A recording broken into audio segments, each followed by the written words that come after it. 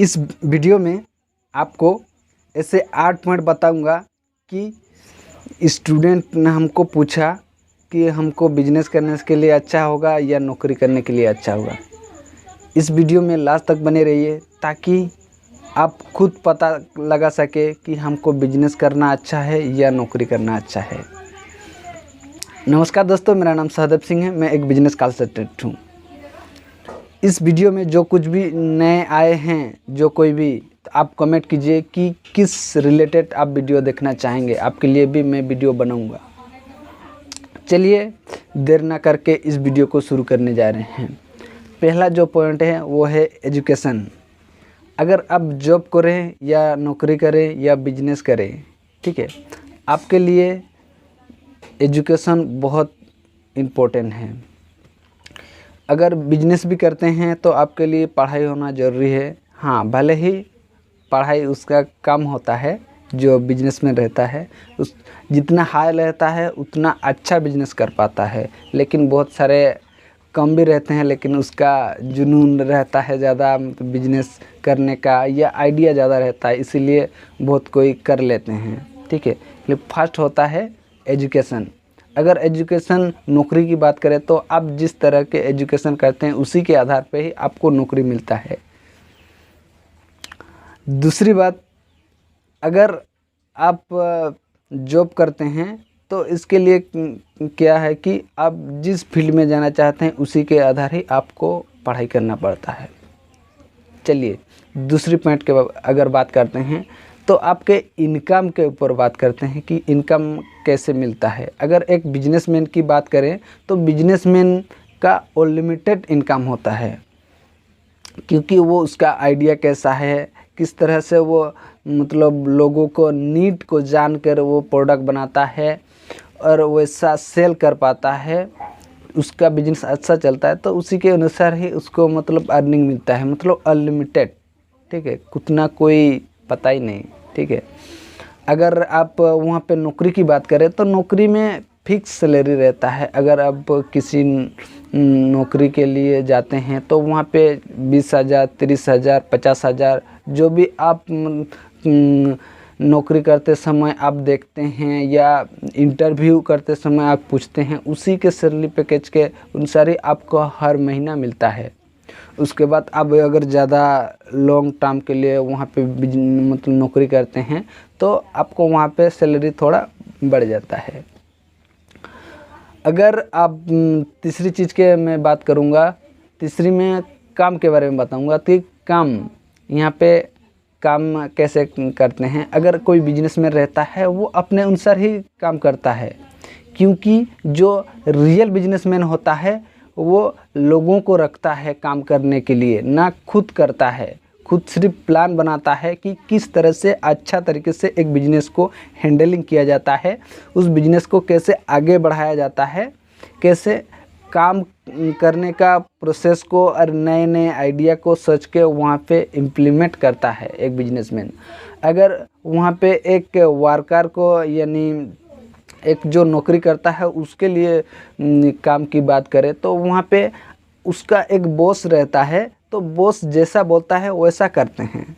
मतलब आपके ऊपर में एक बॉस रहेगा, जो बॉस जैसा बोलेगा, जितना बोलेगा उतना ही आपको करना पड़ेगा, नौकरी में अगर बात करें। और बिजनेस में तो वो खुद ही बॉस है, आपको पता ही है। ठीक है, इसके बाद 4 नंबर बात करें तो फ्रीडम। अगर जो बिजनेस में रहता है ना, वो फ्रीडम ही रहता है, क्योंकि जो आइडिया होता है, जो काम होता है, एक बार वो डिसाइड करके उसको वो जो जितने भी उसका क्लाइंट है, उसका जितने भी वर्कर हैं, उन लोगों को दे दिया जाता है वो टास्क। उसके बाद उन्हीं के अनुसार वो काम करते हैं वो लोग, वो फ्रीडम रहता है। अगर वो इधर काम मतलब चलता रहेगा, वो उधर घूमता रहेगा या अलग आइडिया सोचता रहेगा। ठीक है, मतलब फ्रीडम रहता है अगर बिजनेसमैन की बात करें तो। और वहाँ पे अगर मैं नौकरी की बात करें तो नौकरी का कोई फ्रीडम नहीं रहता है। आपको हर रोज़ 8 घंटा या 10 घंटा करना ही करना है। उसके बाद संडे को ही छुट्टी रहता है। अगर प्राइवेट की बात करें तो आपको उसके अनुसार ही आपको छुट्टी मिलता है, ना कि रविवार को नहीं होता है। क्योंकि मैं खुद एक नौकरी किया हुआ हूँ, इसलिए मैं ये बता पा रहा हूँ। तो अगर कोई नौकरी करते हैं तो वहाँ पे फ्रीडम नहीं रहता है, हर रोज़ वहाँ पे काम करने के लिए जाना पड़ता है। अगर आप ज़्यादा दिन मतलब एब्सेंट कर देते हैं तो आपको नौकरी से हटा दिया जाता है। और बिजनेस की बात करें तो बिजनेस में तो फ्रीडम ही होता है, ठीक है। आप 5वीं स्टेप में जाते हैं, तो 5वीं स्टेप में जाते हैं तो वहाँ पे आपको रिस्क होता है। बिजनेसमैन की बात करें तो वहाँ पे बहुत बड़ा रिस्क होता है कि आप जो आइडिया सोचे हैं उसको आइडिया इम्प्लीमेंट कर रहे हैं, अगर वो आइडिया काम ना किया तो इतना पैसा इन्वेस्ट किए हैं वो बिजनेस के ऊपर, अगर वो बिजनेस नहीं चला तो इसके ऊपर वो बहुत बड़ा रिस्क होता है। और जो जितना कस्टमर को जितना अच्छा तरीके से उसका दर्द, उसका पेन पॉइंट समझ लेते हैं और जो बिजनेसमैन उसको सॉल्यूशन दे देते हैं तो वो अच्छा चलता है। क्योंकि लोगों को नीड को समझकर ही प्रोडक्ट बनाना वो ही ज़्यादा चलता है कि मार्केट में ज़्यादा नीड किस चीज़ के लिए है, लोग किस चीज़ के लिए बेताब हैं, ज़रूरी है। इसी के अनुसार आप प्रोडक्ट बनाइए तो आप बम चलेगा आपका बिजनेस, ठीक है। उसके बाद हम नौकरी के वाले के रिस्क के ऊपर बात करें तो वहाँ पे उतना रिस्क नहीं है, लो रिस्क है। क्योंकि आपका बॉस जितना काम देते हैं उतना करना ही पड़ता है, वो रिस्क है। लेकिन वहाँ पे लो, क्योंकि हर आइडिया, हर स्टेप, हर कुछ वहाँ पे बने बनाए ही रहता है। तो आपको बताया भी जाता है कैसा करना है, कितना करना है। तो वहाँ पे आपको उतना रिस्क नहीं रहता है। आप मतलब वहाँ पे फ्री माइंड रहते हैं कि हाँ हमको इतना ही आज करना है। ये आज बहुत मतलब इंटरेस्टिंग बात है कि आपको ज़्यादा नहीं करना पड़ता है, जितना दिया जाता है उतना ही करना पड़ता है। उसके बाद 6 नंबर की बात करें तो आपको अगर बिजनेसमैन हैं तो बिजनेसमैन के लिए आपको नए नए आइडिया की ज़रूरत होता है। क्योंकि इस मार्केट में नए नए बिजनेसमैन बहुत सारा रहेंगे, कंपटीशन बहुत सारा रहेगा। जो बिजनेस होता है ना उसके लिए कंपटीशन बहुत ज़्यादा है और कंपटीशन होना चाहिए। क्योंकि आप रिलेटिव कर सकते हैं कि वो क्या क्या कैसा कैसा बना रहा है, मैं कैसा बना रहा हूँ, उससे कैसे मैं बेटर कर सकूँगा, सभी कस्टमर कैसे मेरे पास आएगा। इसलिए नए नए आइडिया भी होना बहुत ज़रूरी है और वो भी आइडिया सोचते हैं। कंपटीशन बहुत ज़्यादा होता है, इसके लिए आइडिया बहुत अच्छा होना चाहिए। और वो आइडिया अच्छा तभी होगा जो कस्टमर के दर्द को समझता है, उसके ही अनुसार ही वो अच्छा आइडिया समझ पाएगा, अच्छा आइडिया लगा सकेगा। कस्टमर के दर्द को समझना होगा, उसका नीड को समझना होगा। उसके बाद नए नए आइडिया सब आते रहेंगे और उसको लगाए बिजनेस में और आपका बिजनेस ग्रोथ हो जाएगा। वही बात अगर हम नौकरी की बात करें तो नौकरी में कोई आइडिया के लिए ज़रूरत नहीं होता है।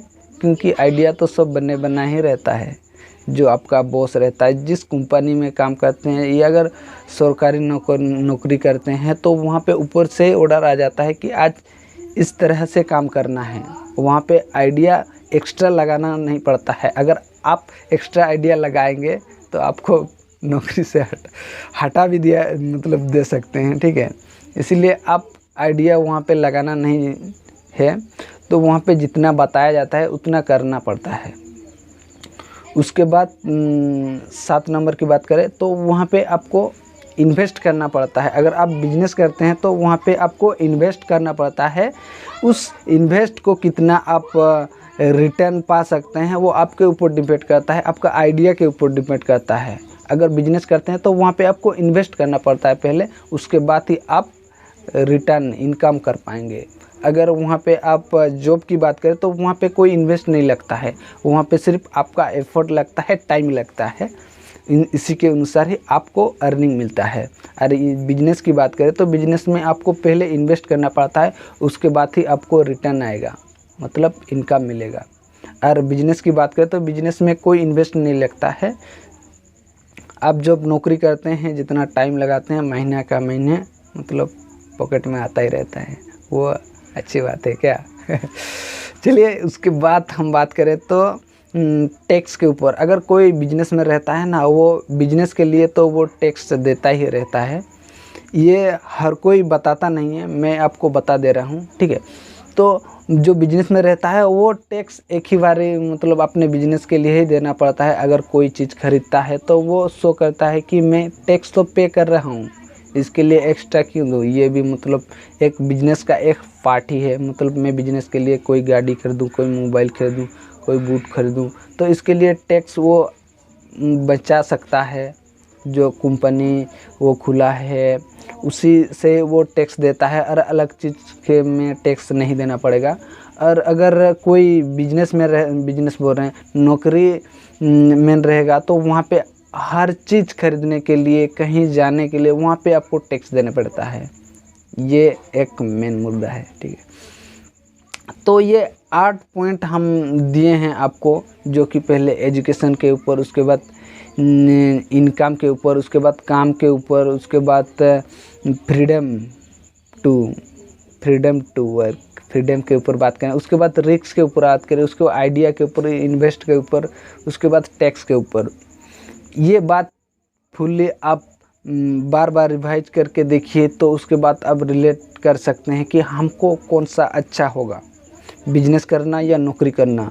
लेकिन मेरे तरफ से सलाह यही रहेगा कि आपको जो कंफर्टेबल लग रहा है, कि अगर आप बिजनेस करना चाहते हैं तो बिजनेस करने के लिए वैसा रिस्क सहने की कैपेसिटी है आपके ऊपर, या वो नए नए आइडिया सोचने की, या अपने जितने भी कस्टमर हैं उन लोगों का दर्द समझने का, उसका मतलब कोई भी बिजनेसमैन ऐसा रहता है कि कोई भी प्रॉब्लम का सॉल्यूशन लेता है, सॉल्यूशन लाता है, ठीक है, वही बिजनेसमैन कहलाता है। क्योंकि मैं बहुत सारा देखता हूँ दुकान में, बहरागोड़ा जाता हूँ, बहरागोड़ा मार्केट है मेरा, तो वहाँ पे जाता हूँ तो 2017 में जैसा देखा था 2020 चल रहा है वैसे ही देख रहे हो। अरे ये कैसा बिजनेसमैन है यार। मतलब वो एक उसको क्या कहेंगे, उसको सेल्फ एम्प्लॉयमेंट उसको कहा जाएगा, ये सेल्समैन कहा जाएगा। क्योंकि वो खुद मतलब ओनर तो है लेकिन ओनर की तरह काम नहीं करते हैं, वो एक सेल्फ एम्प्लॉयमेंट की तरह काम करते हैं। तो वो जो रहता है उसके पास लोग आते हैं, उसके नीड के अनुसार ले जाते हैं, ठीक है। उसको बिजनेसमैन नहीं कहा जाएगा, उसको सेल्फ एम्प्लॉयमेंट उसको कहा जाएगा। क्योंकि वो अपना टाइम खुद वहाँ पे दे रहा है, काम करिए, क्योंकि वो बिजनेस है, बिजनेस नहीं, उसको बिजनेस कहा जाता है, ठीक है। अगर आप नौकरी की बात करें तो नौकरी में भी अच्छा है। अगर कोई वैसा मतलब ज़्यादा विजनरी नहीं है, कोई ज़्यादा मतलब उतना सोचना नहीं है, इन्वेस्ट नहीं करना है, तो आपके लिए नौकरी ही अच्छा है। आप जिसमें कंफर्टेबल सोच रहे हैं कि हमको कहाँ पे इंटरेस्टिंग ज़्यादा है वहीं पे कीजिए। क्योंकि अब जैसे संगत वैसी रंगत, आप जिस माहौल में रहते हैं वैसे ही आपको आइडिया ही आता है। जैसे कि जिस माहौल में रहते हैं कि वहाँ पे नौकरी करने वाले ज़्यादा रहते हैं, ज़्यादा बोलने वाले रहते हैं, तो वहाँ पे आप नौकरी कीजिए। अगर बिजनेस करना चाहते हैं तो बिजनेस करने के लिए पहले पढ़ाई कीजिए, ना कि आप डायरेक्ट जॉब नहीं बिजनेस करेंगे तो आपके लिए हानिकारक होगा। क्योंकि एग्जाम्पल मेरे गांव में ऐसे हैं, बहुत सारे लोगों को देख के बिजनेस किए हैं और उसका बिजनेस 1 साल से 2 साल चला है, उसके बाद बंद। इसको मतलब बिकॉज इनकम्प्लीट नॉलेज। इसलिए आप पहले आप नॉलेज लीजिए, ठीक है। पहले अर्निंग करने से पहले लर्निंग लीजिए, ताकि आप हर फील्ड में आप अर्निंग कर सके। मेरा यही सलाह है, पहले आप लर्निंग लीजिए, उसके बाद अर्निंग, चाहे वो बिजनेस हो चाहे वो नौकरी हो। इस वीडियो में इतना ही। इस वीडियो को लास्ट तक देखने के लिए दिल की गहराई से प्रेम पूर्वक धन्यवाद।